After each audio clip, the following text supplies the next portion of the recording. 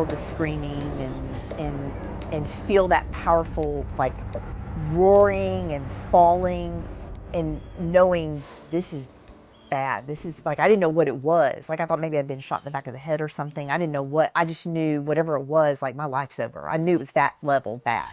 You fell 3 floors? I fell 3 floors, yeah. And I was still in my chair, upside down, buried in around about 10 feet of rubble.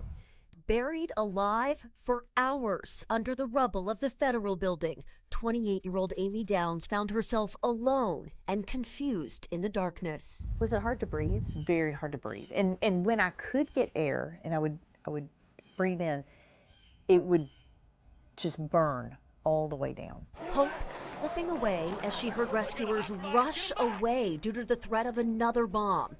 Facing death, Downs began pleading with God for a do-over.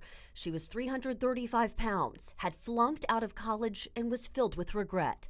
All of a sudden, why was I here? What was my purpose? And life is getting ready to be over. And did I do what I was supposed to do? 6.5 hours later, Downs was being loaded onto a gurney. Her body was pierced with glass and her leg nearly torn off, the scar a permanent reminder.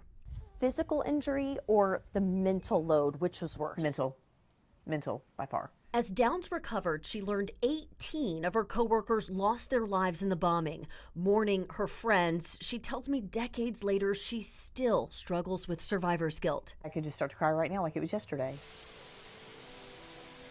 85 miles away and 30 years since that fateful day, I've got my first vegetable garden over here. I'm so excited. her journey of survival continues to unfold. Downs recently retired early from the credit union and built a home near the mountains in Medicine Park, planting 700 daffodils in the garden. In her new front yard, her very own sapling from the American elm at the bombing site that was left in shreds but somehow survived the blast. This is a survivor tree.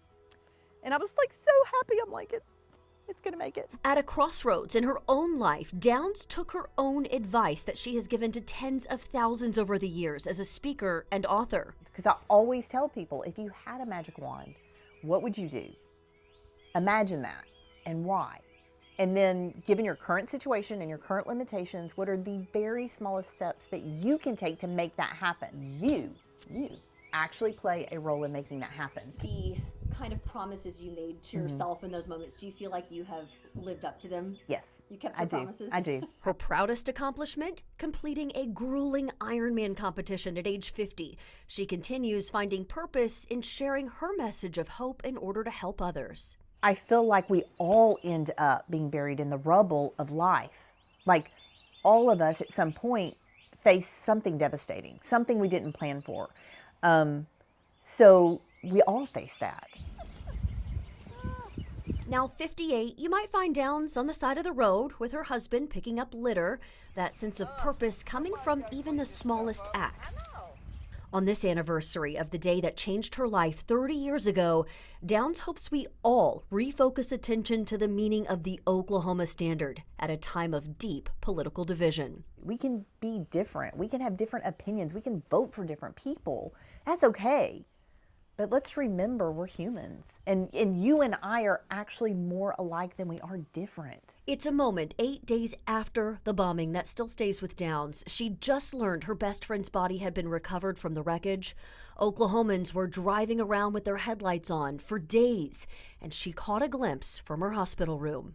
That was such a powerful symbol of love and hope. In the Oklahoma Standard, I felt it in my soul. And that has carried me so many times. A message we'll never forget that has never wavered.